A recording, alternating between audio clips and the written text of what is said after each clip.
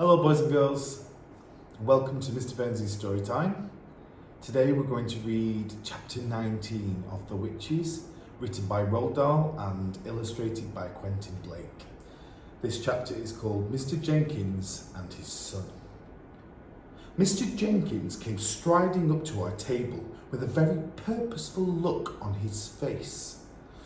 "Where is that grandson of yours?" he said to my grandmother. He spoke rudely and looked very angry. My grandmother put on her frostiest look but didn't answer him. "My guess is that he and my son Bruno are up to some devilment," Mr. Jenkins went on.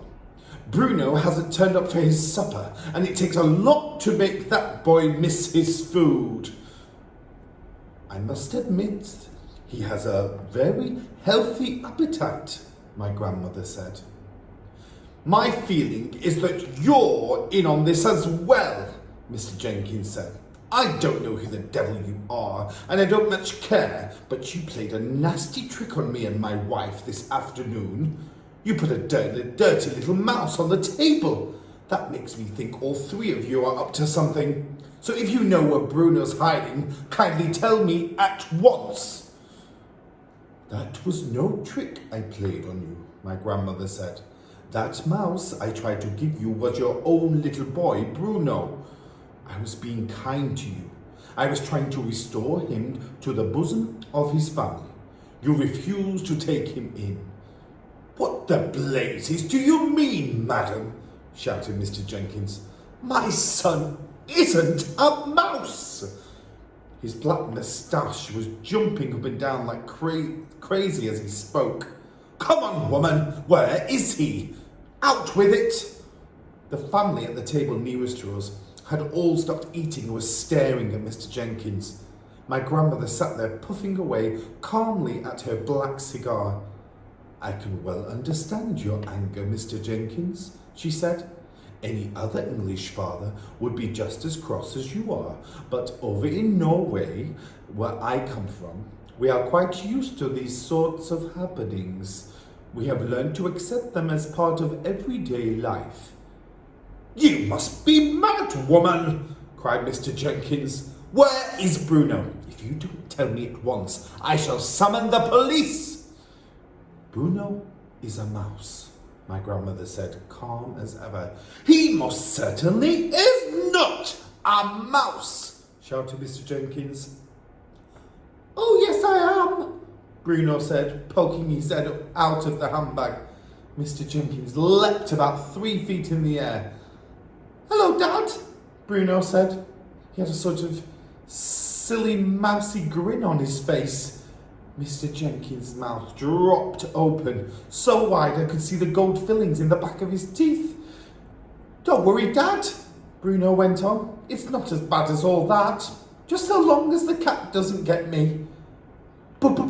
"Bruno?" stammered Mr. Jenkins. "No more school," said Bruno, grinning a broad and a seamy mouse grin. "No more homework. I shall live in the kitchen cupboard and feast on raisins and honey." "Bruno?" stammered Mr. Jenkins again. How did this happen?" The poor man had no wind left in his sails at all. "Witches," my grandmother said. "The witches did it." "I can't have a mouse for a son!" shrieked Mr. Jenkins.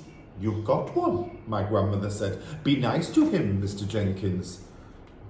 "Mrs. Jenkins will go crazy!" yelled Mr. Jenkins. "She can't stand the things." "She'll just have to get used to him," my grandmother said. "I hope you don't keep a cat in the house." We do, cried Mr. Jenkins. "Topsy's my wife's favourite creature." "Then you'll just have to get rid of Topsy," my grandmother said. "Your son is more important than your cat."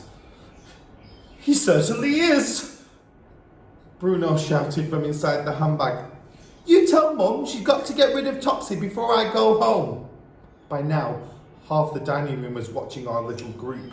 Knives and forks and spoons had been put down, and all over the place heads were turning around to stare at Mr. Jenkins as he stood there spluttering and shouting. They couldn't see either Bruno or me, and they were wondering what all the fuss was about. "By the way," my grandmother said, "would you like to know who did this to him?" There was a mischievous little smile on her face, and I could see that she was about to get Mr. Jenkins into trouble. "Who?" he cried.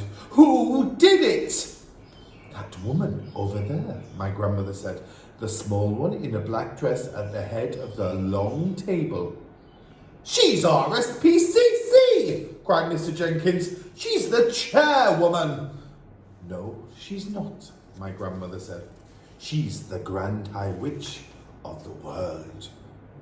"You mean she did it? That skinny little woman over there?" shouted Mr. Jenkins, pointing at her with a long finger.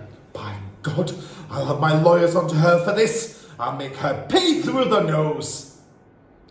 "I wouldn't do anything rash," my grandmother said to him. "That woman has magic powers. She might decide to turn you into something even sillier than a mouse. A cockroach, perhaps?" "Turn me into a cockroach!" he shouted, Mr. Jenkins, puffing out his chest. "I'd like to see her try." He swung around and started marching across the dining table towards the Grand High Witch's table. My grandmother and I watched him. Bruno had jumped up onto our table and was also watching his father. Practically everyone in the dining room was watching Mr. Jenkins now. I stayed where I was, peeping out of my grandmother's handbag. I thought it would be wiser to stay.